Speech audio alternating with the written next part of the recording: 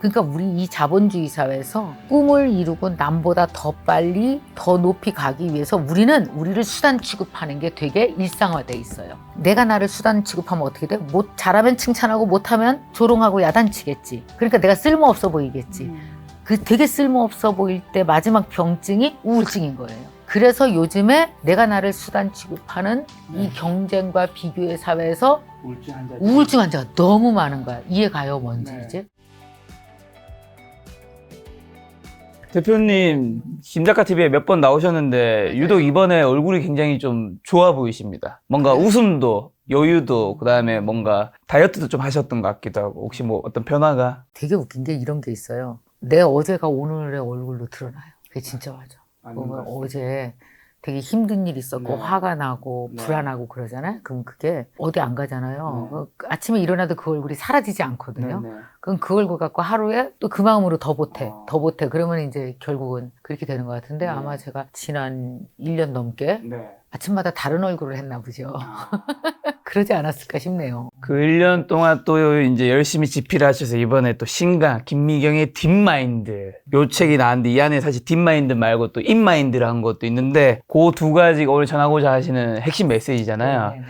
근데 원장님은 이제 대표님은 사실 제가 이전부터 제가 이제 한 14년 네, 제가 30살 때 처음 뵀었는데 예전부터 대표님이 이제 매일 새벽 4시에 기상하면서 열심히 사셨잖아요. 뭐 한국 사람들 대부분 열심히 살긴 하지만 대표님이 진짜 열심히 사셨는데 왜 그렇게 열심히 사셨어요? 열심히 안 살면은 재료가 없잖아요. 그 열심이라는 게 결국 열심이라는 게 뭘 얘기하는 거냐면 나와 내 주변에 있는 재료를 가지고 성과를 만들어내는 거잖아요. 그러니까 대부분 보면은 누군가의 성과를 가지고 태어나는 사람을 우리는 금수저라고 불러요. 다른 사람의 성과를 가지고 태어나는 거잖아요. 근데 이제 내 성과가 부모님의 성과도 없고 내 성과도 없어. 그러면 어떻게? 내가 성과를 내야 되잖아요. 그 성과가 곧 안정된 생활이잖아요. 직장일 수도 있고 돈일 수도 있고 집일 수도 있고 그죠? 저가 처음에 서울로 올라왔을 때는 아마 그랬을 거예요. 김 작가님도 마찬가지잖아. 성과가 아무것도 없었잖아요. 없었죠. 그러니까 이제 성과를 낸 사람들을 우리가 멘토라고 부르고 그분들이 어떻게 했나를 봤더니 이렇게 성과를 내는 거야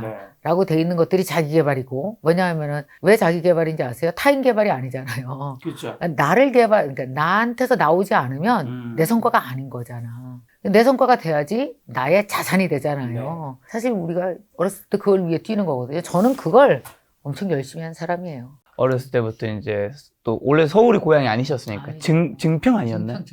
증평에서 이제 서울 올라오셔서 대학 생활을 연세대학교 작곡가였나 음악가였나? 작곡가. 그리고 이제 거기서 또 잡도 체인지를 좀 하셨으니까. 저의 지나온 어떤 그 열심의 히스토리를 보면 초등학교, 고등학교 때 뭐 학교 다닐 때는 몰랐어요. 대학 다닐 때만 해도 나는 열심히 사는 게 뭔지 몰랐던 것 같아요.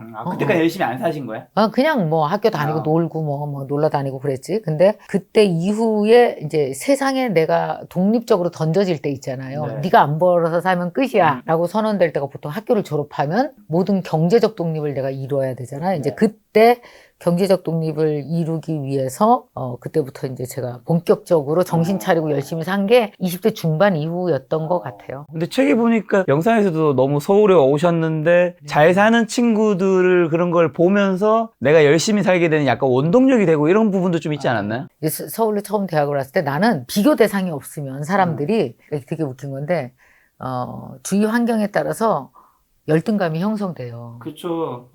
그러니까 내가 왜 시골에서 살 때 그냥 이 정도면 됐어 그러면 열등감이 하나도 안 생겨요. 맞아. 근데 이제 서울에 딱 와서 보니까 너무 대단한 집안들이라고 해야 되나?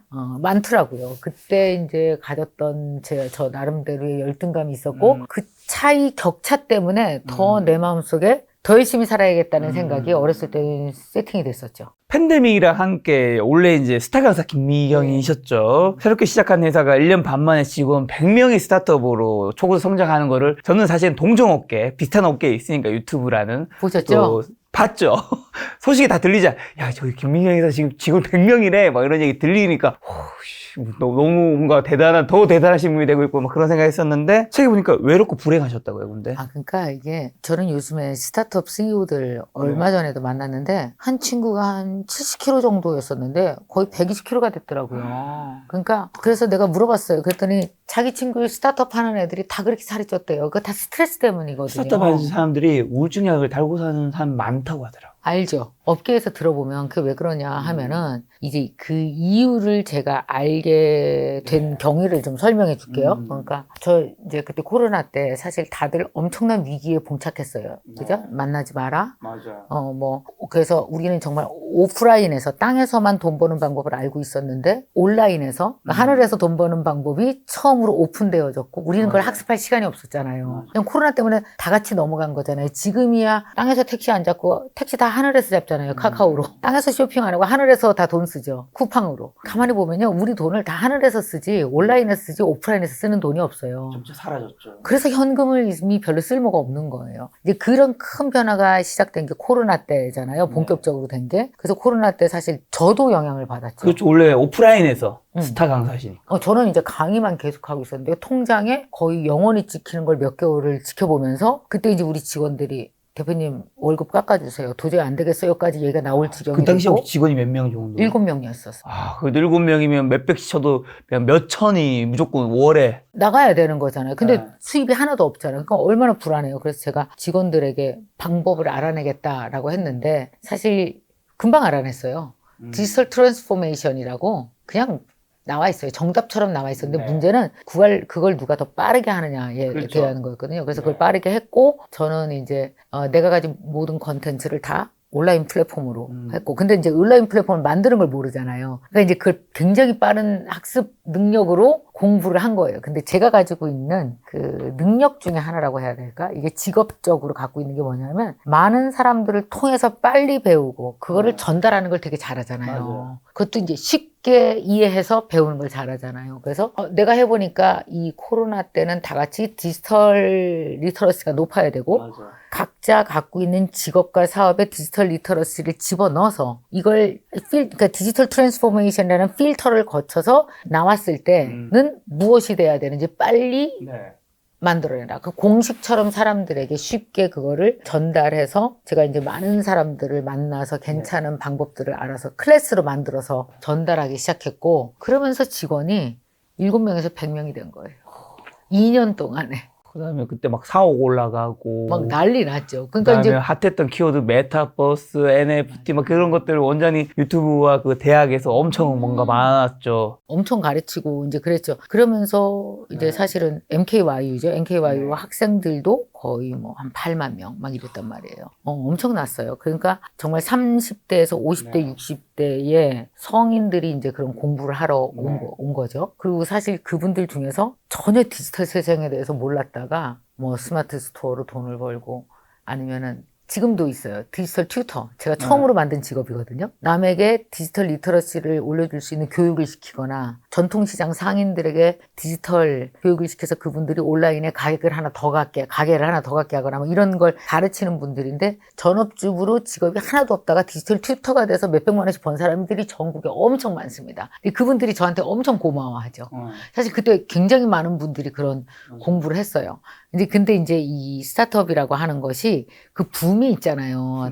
그 당시 왜 그 메타버스니 뭐니 엄청 붐이 있었어요. 네. 그러다가 이제 코로나가 점점 끝나가면서 붐이 끝났죠. 맞아. 가라앉았어. 맞아. 그러면서 교육 플랫폼 스타트업들이 다들 다 힘들어졌죠. 엄청 힘들었어요. 거의 뭐 맞아. 반토막 맞아. 매출이 막 10분의 1. 저희 회사도 예외가 아닌 거예요. 네.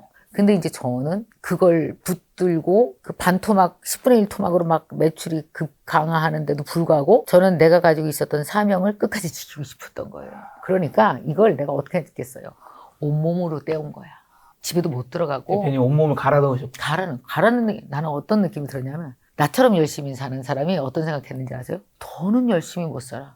나 열심히 끝까지 가봤어. 막 토할 것 같은 거예요. 매일매일이. 근데 그 토할 것 같은 느낌이 진짜로 토하게 되더라고요. 그래서 진짜 토한 날이 있었거든. 혈압이 189야. 그리고 몸무게가 74kg. 지금보다 한 10몇 킬로가 쪘어요. 건강이 엉망진창이 된 거죠. 그리고 집에도 못 들어가고, 근데 집에 못 들어가고 건강이 엉망이 된 게 문제가 아니라, 아까 왜 그 얘기 했잖아요. 스타트업 하는 사람들이 우울증 약 달고 산다는 그 얘기 했잖아요. 그거 왜 그런지 알아요? 내가 그걸 알아냈는데, 뭐냐면, 내가 가고자 하는 목표, 내가 세운 어떤 비전이, 네. 그게 나를 부려먹기 시작해요. 걔가 주인이 되는 거예요. 말하자면. 그러니까 나는 이 정도 회사를 만들고 싶어.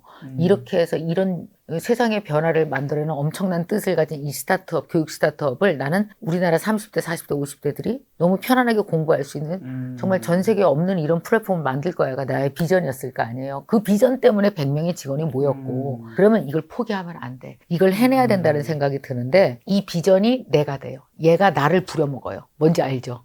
내 꿈이 나를 부려먹어. 나를 잡아먹고. 그러니까 내가 노동자가 되는, 내 꿈의 노동자가 되는 거야. 그럼 나중에 어떤 것까지 되냐면 이걸 잘하면 내가 칭찬받고요. 이걸 못하면 내가 쓸모없는 사람 같아. 그렇죠. 그래서 어떻게 되냐면 멀쩡한 김미경 같은 사람도 네.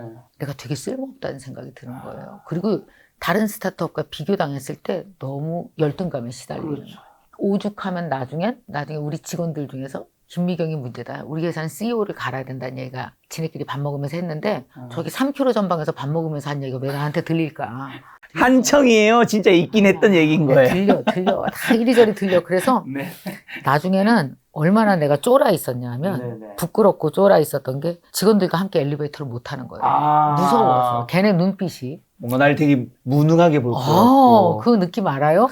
그 되게 무능하고 그래서 나중에 어떠냐면 진짜 평범하게 그냥 회사 경영 안 하고 사는 사람이 매 웃는 모습이 너무 부러워서 눈물이 났어요. 그러니까 왜냐면 1초라도 편한 시간이 없는 시간을 한 1년 지내면 어떤지 아세요? 그냥 숨 쉬고 TV를 보고 있는 누군가가 너무 부러워서 눈물이 나요. 아무 일도 없는 게 너무 부러운 거예요. 그러다가 하루는 이제 제가 그날도 월급에 너무 시달리는 거예요. 이 월급을 줘야 되는데. 100명이니까. 정말 100명이면 어떤지 아세요? 100명이면. 그 달 매출 한 달만 삐끗해도 무섭게도 대출을 엄청 얻어야 돼요. 그렇게 그렇죠. 내가 그렇게 대출을 몇 달을 얻으니까 우리 회사 나랑 28년간 있었던 부사장이 있어요. 그 친구가 최은숙 주임으로 시작한 친구야. 나한테 오더니 부사장인데 대표님 있잖아요. 제가 30대 초반에 대표님 만났잖아요. 그때 대표님 집에 가보고 너무 가난해서 너무 놀랬어요. 강의한다는 사람이 왜 이렇게 아직도 이렇게 없게 사나. 몇 년 돈 벌어서는 되는 게 아니구나. 없이 시작하면 이 생각을 했대. 그러면서 나보고 뭐냐면 대표님 지금 이 상태로 우리 한 달만 더 가면 부도고 대표님 30대 초반 때처럼 다 털고 거지되고 다시 가난해지고 내가 막을 수가 없어요. 대표님 30년 너무 뼈가 부서지게 열심히 산 거 아는데 직원들 다 퇴근해도 토요일날 강의 가고 일요일 새벽에 강의 가고 밤늦게 KTX 타고 혼자 올라오고 내가 얼마나 불쌍하게 산 거 아는데 대표님 또 그렇게 되면 나는 너무 가슴 아파서 못 볼 것 같으니 대표님 직원들에게 이젠 얘기하세요. 못 버틴다고 얘기하세요. 그만 고집 부리시고 그 얘기를 막 울면서 내 손을 잡고 하더라고요. 그렇게 위험하니? 대표님 왜 내 말을 안 들으세요? 3개월째 얘기하는데 막 계속 얘기를 해요. 알았다. 그러고 나서 그날 밤에 그날 내가 토할 것 같았거든요. 네. 근데 그날 이제 쓰러진 거야. 혈압 189. 이렇게 살면 나 죽겠다 하던 날 엎친 데 덮친 격으로 그때 우리 막내가 좀 아팠거든. 네네. 전화가 와서 엄마 나 아파하는데 막내 아픔을 봐줄 여력이 없어 그럴 땐. 전화를 끊고 내가 뭐라 그랬는지 아세요? 왜 아프고 지랄이야. 엄마 이렇게 엄마 힘든데 왜 아프고 지랄이야. 내가 더 힘들어. 그러면서 막 내가 울었어. 막 진짜 어떤 느낌인지 알죠? 쥐어 짜내도 안 되는데 벼랑 끝에 매달렸는데 직원들은 다 퇴근했는데 이 이틀을 어떻게 견디나 너무 무서운 거예요. 외롭고. 너무 외롭고 막 너무 무섭고 네. 그때 내가 어떤 생각했냐면 이런 생각이 들더라고. 나를 조롱하는 목소리가 내 안에서 들려. 야, 어차피 이렇게 열심히 사는 것밖에 몰랐고 30년 열심히 살았는데 열심히 끝이 이렇게 불행하면 뭐하러 계속 살아.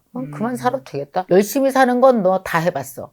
그렇죠. 근데 열심히 사는 것밖에 모르잖아 너. 그러니까 그냥 죽어도 돼. 이런 생각이 마음에서 들리는 거예요. 그러니까 이게 뭐냐면 되게 웃기죠. 내가 만들어 놓은 목표가 나를 칭찬하다가 이게 안 되니까 나를 조롱까지 하는 거야. 그러면 얘랑 싸워야지 내가 이겨야지 살 수 있잖아요. 안 그러면 얘가 나를 끝까지 조롱하고 네. 내가 예스라고 하면 잘못되는 사람들 많은 거 아세요? 그래서 왜 우리 멀쩡한 회사 CEO들이 극단적 선택할 때 보면 왜 그 사람이 일반 평사원보단 돈도 있잖아. 그렇죠. 근데 저 사람 일반적으로 생각할 때 왜 죽어? 뭐 이렇게 우리 생각하잖아요. 일반 사람 입장에서 이해가 안 될 수 있지. 이해 안 되는 경우가 많았었잖아요. 네. 우리 과거에 보면. 그게 왜 그러냐 하면은 이런 거예요. 어떤 목표를 세워놓잖아요. 그러면 이 목표가 내가 돼. 그래서 얘가 시키는 일을 내가 하고 있는 중에 내가 종이야. 그러니까 얘가 주인이야. 네. 그래서 만약에 이게 안 됐어. 예를 들어서 20대 젊은이들도 많이 겪어요. 내가 의대를 가려고 그랬어. 예를 들어. 근데 의대가 시키는 일을 내가 열심히 하잖아. 근데 의대 공부가 성적이 오르면 내가 잘난 사람 같고 성적이 떨어지면 내가 못난 사람 같아. 근데 결국 의대를 못 갔어.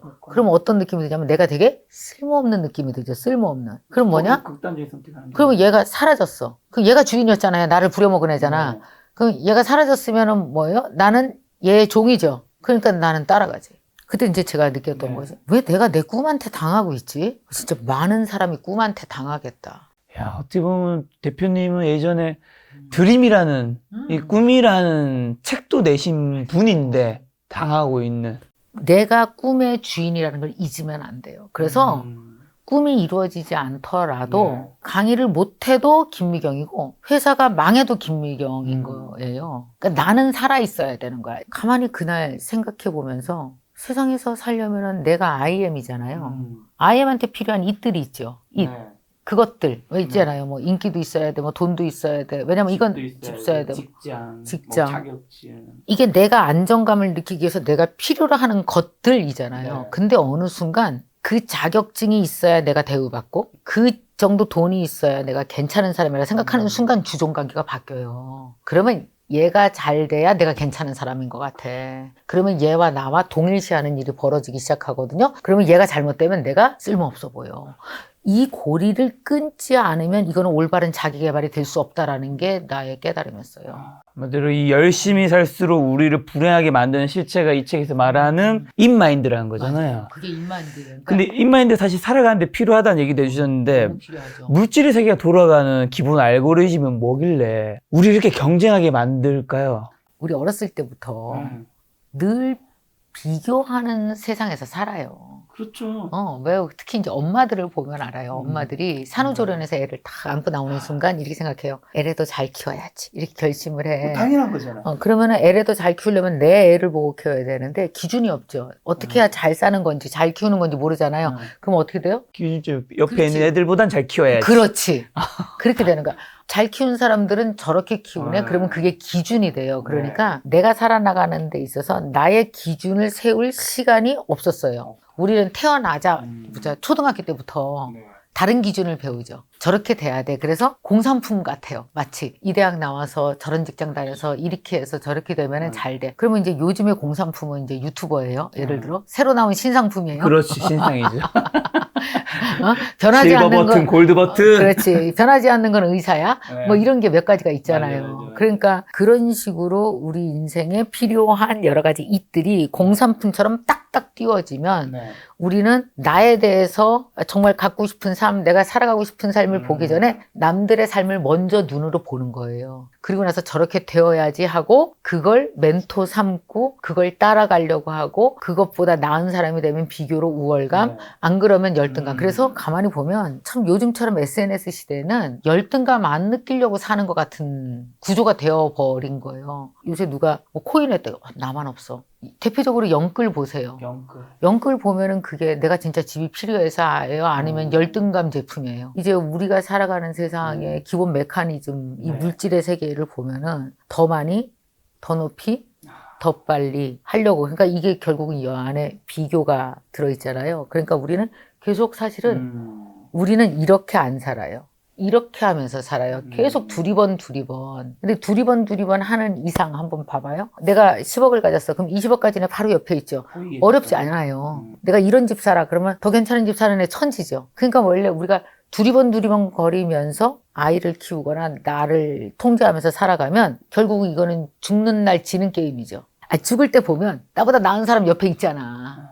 그러니까 이거는 두리번 거리면서 계속 사는 거는 어차피 아무리 오래 살아도 지는 게임이에요. 그럼 오늘도 우리는 지는 게임을 하고 있는 거예요. 두리번거리는 순간. 그러지 않기 위해서 그러면은 남과 비교하지 않고 내가 나에게 필요한 이슬 내 스스로 통제해 나가면서 이시 나를 통제하는 게, 그러니까 두리번거리면 무조건 이시 나를 통제합니다. 왜냐면 뭐 예를 들어서 이거 한번 해봐요. 새해 결심 있어. 베스트 3 운동하자. 사람들 제일 많이 하는 거 일반인들. 저는 저를 기준으로 뭐 내년에 운동에서는 풀코스 마라톤 나가서 완주하는 거. 그 다음에 뭐 내년에 300만 유튜버. 많은 사람들이 내년 계획을 세울 때 보면 제일 많은 거 영어 그만해야 돼. 20년 못했으면 못하는 겨. 그 다음에 살 빼기, 다이어트 꼭 들어가. 근데 왜 이런 것들 있잖아요. 뭐 영어 공부하기, 다이어트 하기, 그 다음에 뭐 담배 끊기, 술 끊기 뭐 이런 거 있잖아. 이게 왜 안 되는지 아세요? 내가 시킨 게 아니라서요. 그럼 누가 시켰게요? 봐요. 어디 나갔어 그랬더니 살 뺐다. 너무 예쁘다. 나도 빼야지. 두 번째, 어머 저 사람 나이가 저 정도 됐는데 영어 하니까 너무 멋있네. 나도 영어 해야지. 그래 이제 담배 술도 이제 끊을 때가 됐어. 끊자. 이게 뭐냐면 대부분 그 기저를 보면 내가 시킨 게 아니라는 걸 알아야 돼. 그 누가 시켰을까? 내 두려움과 내 부러움의 감정이 시킨 거지 내가 시킨 게 아니야. 되게 중요하거든요. 이거 분별하는 거. 그러니까 왜 우리가 제가 이제 다이어리 갖고 왔는데 이 다이어리에다가 새해 결심 같은 거 많이 쓰잖아요. 여기 쓰는 많은 것들이 내가 시킨 게 아니야. 그러니까 잘 들어봐봐. 내 안에서 들린다고 다 내 소리가 아닌데 아닌 거예요. 살 빼야겠다. 부러움이 시킨 거야. 나 영어 해야지. 뒤처질 것 같은데 두려움이 시킨 거야. 그럼 이거 인마인드가 시킨 거예요. 그래서 아침마다 되게 중요한 게 매일 이시 시킨 건가? 아니면 딥마인드가 시킨 건가? 나의 깊은 속에서 내가 시킨 건가? 진짜 내가 시켰는지, 내가 부러워하는 내 감정이 시켰는지를 분별하는 게 필요한데 우리는 어렸을 때부터 남과 좀 나으면 괜찮다라는 그 우월감이 되게 안정감을 주거든요. 맞아. 그래서 그걸 위해서 우리는 사실은 인마인드가 시킨 거 있지. 쟤보다 나아야 돼. 이런 걸 갖고 목표로 되게 많이 삼아요. 그래서 그걸 갖고 살다 보면은 나중에 1년 살다 보면 어때? 나보다 잘난 애 늘 있잖아. 나 열심히 해서 10억 모았는데 20억 유튜버 나 이 정도 하면 되게 잘한 것 같아. 이 불황에서 한 그래도 100만까지 왔어. 그럼 어떤 사람은 되게 잘한 것 같아. 근데 딱 봤더니 나보다 10살 어린애가 180만 됐어? 쟤는 뭐랬지? 봤더니 제가 먹방을 하네? 그럼 나도 먹방해야지. 이런 게 다 뭐가 시키는 거야? 이시시키는 거지. 그래서 이시시키는 걸 나도 먹방을 막 했다고 쳐. 그래서 막 살이 이만큼 쪘어. 근데 그 수입은 또 그만큼 되지도 않고 건강은 되게 많이 나빠졌어. 이 끝에서 뭐가 느껴져요? 공허. 나 왜 이러고 살지? 근데 이게 꼭 유튜브 하는 사람뿐만 아니라 직장 사는 사람도 마찬가지예요. 다 똑같아요, 우리가. 돈을 위해서 막 추락 아껴 살았어. 왜 극단적으로 아껴 사는 거 있잖아. 그렇게 해갖고 나 40대에 은퇴를 위해서 바이오적 한다고 엄청 열심히 살았어. 근데 나중에 막 건강은 망가지고 친구 관계 다 끊어지고 나 왜 이러고 살지? 뭘 위해서? 공허. 이게 왠지 아세요? 이 시작을 한번 봐봐요. 이게 진짜 내가 행복하기 위해서 내가 정말 좋아서 경한 결정인지 이시시킨 거일 수 있잖아. 남들 저러고 봐. 저러니까 잘 돼. 너 부럽지? 두렵지? 그러니까 이거 부러움과 두려움이 우리가 무언가를 나라는 사람의 엔진이 돌아가는 기본 동력이 되는 경우 너무 많단 말이에요. 그래서 우리는 우리 마음속에 딥마인드 엔진이 아닌 깊은 속에 내 마인드 엔진이 아닌 하루를 인마인드 엔진으로 도는 경우 많아요. 나도 정말 오랜 세월 그랬던 것 같아요. 그래서 그걸 이번에 정말 어렴풋이 눈치는 챘지만 인마인드 끝까지 가서 보니까 그거 하나를 이루기 위해서 많은 것들이 망가져 있고 이건 아니다. 나는 내 안에 이시시키는 건지 내가 시키는 건지 앞으로는 구분하고 살 거야. 그래서 지난날 살았던 잘못된 걸 제가 어떻게 생각했냐면 열심히 산 건 좋아. 근데 열심히 막 사는 거랑 열심히 잘 사는 거 다른 것 같아. 그래서 제가 그때부터 막 여러 가지 전문 서적을 헤치면서 발견한 게 이슬 발견한 거예요. 그걸 어떻게 발견했냐면 종교 서적 중에 Ich und Du라는 책이 있습니다. 그게 뭐냐면 이히가 나, 두가 독일어로 너잖아요. 나와 너라는 책인데 마틴 부버라는 종교 철학자가 쓴 책이에요. 이 책에도 내용이 있던데. 그러니까 이 세상의 모든 관계에 대한 그 기본 철학을 쓴 거거든요. 이 세상은 두 가지의 관계가 있어요. INU의 관계 그리고 INI의 관계. INU는 사람과 사람과의 관계예요. 인격적인 관계. INI는 내가 필요로 하는 물질들이에요. 근데 잘못된 사람은 사람도 이 취급해. 그럴 수 있잖아요. 내가 얘를 수단으로 생각하는 거야. 근데 이게 집안에서도 벌어지는 거 알아요? 너 반드시 의대 가야 돼. 그거 뭐야? 내가 자식을 이 취급하는 거잖아. 네가 나의 수단 취급하는 거잖아. 그거 못하면 너는 바보 하는 순간 수단 잘 봐봐. 너는 이 꿈을 이뤄야 돼. 네. 이 꿈 못 이루면 너는 쓸모없어. 넌 주식해서 이 정도 벌어야 돼. 네 친구들 주식해서 돈 버는 애들 봐. 너 이거 못하면 바보. 그거 무슨 뜻인지 아세요? 내가 나를 수단 취급하는 거야. 그러니까 우리 이 자본주의 사회에서 꿈을 이루고 남보다 더 빨리 더 높이 가기 위해서 우리는 우리를 수단 취급하는 게 되게 일상화돼 있어요. 내가 나를 수단 취급하면 어떻게 돼? 잘하면 칭찬하고 못하면 조롱하고 야단치겠지. 그러니까 내가 쓸모없어 보이겠지. 그 되게 쓸모없어 보일 때 마지막 병증이 우울증인 거예요. 그래서 요즘에 내가 나를 수단 취급하는 이 경쟁과 비교의 사회에서 우울증 환자가 너무 많은 거야. 이해 가요, 뭔지 이제? 내가 나를 수단 취급하면 우울증 겪어봤기 때문에 완전히 그 우울증 했을 때 내가 나를 수단 취급했었죠. 그런 느낌인 거예요. 지금 대표님 말씀하신 마르틴 부버의 책의 내용이 이런 게 있는데 세상에는 나와 너의 관계와 나와 그것의 관계가 존재한다. 우리는 참다운 삶을 살기 위해서는 나와 너의 관계를 맺어야 한다. 나와 너의 관계는 서로를 인격적으로 마주하는 관계인 반면 나와 그것의 관계는 어떤 목적을 가지고 도구로 존재하는 관계다라는 건데 근데 사실 그 인마인드가 우리의 생존과 안정을 보장해주는 부분도 있단 말이죠. 이제 딥마인드로 가기 전에 인마인드 그럼 장점과 부작용이 뭔지는 한번 정리하고 가야 되겠네요. 네. 이게 필요 없다가 아니잖아요. 필요 없지 않죠. 왜냐하면 인간은 물질이자 비물질이죠. 네. 그러니까 정신은 비물질인데 인간의 몸은 물질이잖아요. 그렇지. 그래서 인간은 안 먹으면 죽어요. 맞아요. 맞죠? 너무 추워도 죽고 너무 더워도 죽어요. 그래서 인간은 안정감을 얻기 위해서 내 주위에 필요한 물질들이 나를 안정감 있게 도와줘야 나라는 물질이 생존할 수 있어요. 그래서 그런 물질들이 지금 나온 게 집, 돈, 인기, 좋은 차, 인기, 인기도 물질이야, 이제는. 팔로우가. 그렇지. 그러니까 이런 것들이 다 이시잖아요. 근데 인마인드는 뭐냐 하면은 이들이 주인이 돼서 모든 걸 끌어나가는 거야. 인마인드 엔진. 그러니까 너 인기 있으려면 이거 해야 돼, 돈 있으면 이거 해야 돼, 집 살려면 이거 해야 돼. 그래서 이시 아예 나를 컨트롤하고, 그러니까 이시 나를 수단 취급하면은 내가 인마인드 엔진만 있는 사람인 거야.